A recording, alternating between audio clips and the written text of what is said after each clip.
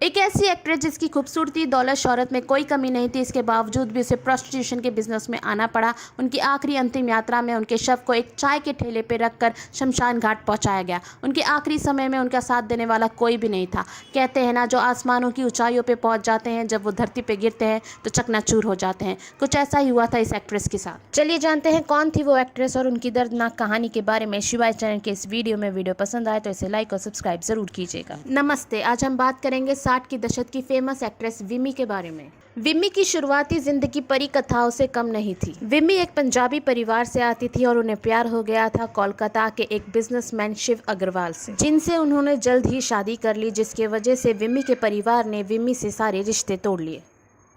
विमी का परिवार नहीं चाहता था कि वो इतनी जल्दी शादी करे। वो चाहते थे कि वो अपने करियर पे कंसंट्रेट करे, पर विमी ये नहीं चाहती थी, इसीलिए उन्होंने शादी कर ली। शादी के बाद विमी को 2 बच्चे हुए, एक लड़का और एक लड़की। विमी का परिवार पूरा हो चुका था और वो अपने परिवार में बहुत खुश भी थी। विमी और उनके पति शिव अग्रवाल अक्सर कोलकाता की पेज 3 पार्टीज में जाया करते थे। वहीं विमी की मुलाकात हुई म्यूजिक डायरेक्टर रवि से। जैसे ही रवि ने विमी को देखा, वो उनकी खूबसूरती को देखते ही रह गए। वो यकीन ही नहीं कर पाए कि विमी के 2 बच्चे भी हैं। म्यूजिक डायरेक्टर रवि ने विमी को कहा कि वो पिक्चरों में एक्ट्रेस बन सकती हैं और इसीलिए उन्होंने मुंबई आना चाहिए। म्यूजिक डायरेक्टर रवि की बात सुनकर विमी और उनके पति शिव अग्रवाल कोलकाता से मुंबई चले आए। पर विमी एक एक्ट्रेस बनना चाहती हैं, ये बात उनके ससुराल वालों को पसंद नहीं आई और इसीलिए उनके ससुराल वालों ने उनके पति शिव अग्रवाल को अपने फैमिली बिजनेस से बेदखल कर दिया। जैसे ही विमी मुंबई आई, म्यूजिक डायरेक्टर रवि ने उनकी मुलाकात बी.आर. चोपड़ा से करा दी और बी.आर. चोपड़ा ने पहली बार ही विमी को देखकर अपनी पिक्चर के लिए उन्हें साइन कर लिया। विमी की पहली पिक्चर हमसफर बहुत बड़ी हिट हुई, जिसमें उनके साथ सुनील दत्त और बाद विमी रातों रात बहुत बड़ी एक्ट्रेस बन गई थी, जिसके वजह से उनके पति शिव अग्रवाल ने उनकी फीस बढ़ाकर 3 लाख रुपए कर दी। विमी की पिक्चर की डेट्स और उनके पेमेंट के बारे में सारी देखभाल उनके हस्बैंड शिव अग्रवाल ही किया करते थे।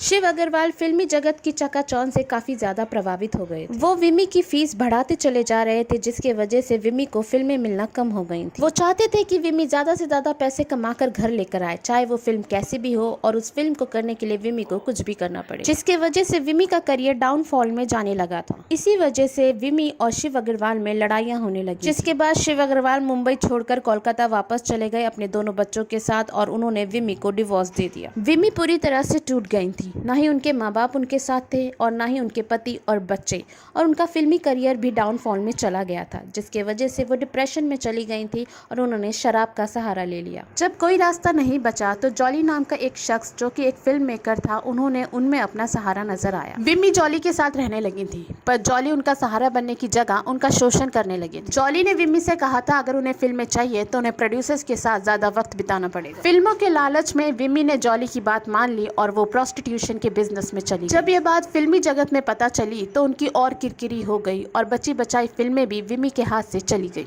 विमी की माली हालत बहुत खराब हो गई थी। उन्हें अपना बंगला भी छोड़ना पड़ा था और गाड़ियां भी बेचनी पड़ी। विमी को शराब की लत लग गई थी, जिसके वजह से उनका लीवर भी खराब हो गया था। विमी की हालत इतनी खराब हो गई थी कि वो कुछ दिनों बाद नानावटी हॉस्पिटल में एक जनरल वार्ड में पाई गई थी और फिर 22 अगस्त 1977 को विमी की डेथ हो गई। जब विमी इस दुनिया को छोड़ के गई, वो सिर्फ 33 इयर्स की थी। विमी के शव को कंधा देने के लिए भी कोई नहीं था। विमी के माँ बाप ने तो लव मैरिज करने पे ही उनका साथ छोड़ दिया था और पति ने डिवोर्स लेकर बच्चे अपने साथ लेकर चले गए थे, इसलिए विमी का शव लेने के लिए भी कोई नहीं आया था। तब फिल्म ब्रोकर जॉली, जो कि उनके साथ रहे थे, उन्होंने एक चाय के ठेले पर रखकर उनके शव को शमशान घाट पहुंचाया था। विमी की आखिरी रस्में पूरे करने के लिए भी वहां कोई भी नहीं था। कितनी अजीब बात है, जिस अभिनेत्री की एक झलक देखने के लिए सिनेमा हॉल भरे रहते थे, उसी अभिनेत्री को आखिरी विदाई देने के लिए कोई भी मौजूद नहीं था। फिल्मी जगत की इस कड़वी सच्चाई ने विमी की हंसती खेलती जिंदगी बर्बाद कर दी थी। आज के लिए शिवाय चैनल में इतना ही। फिर मिलते हैं शिवाय चैनल के दूसरे वीडियो में। वीडियो पसंद आए तो इसे लाइक और सब्सक्राइब करना मत भूलिएगा।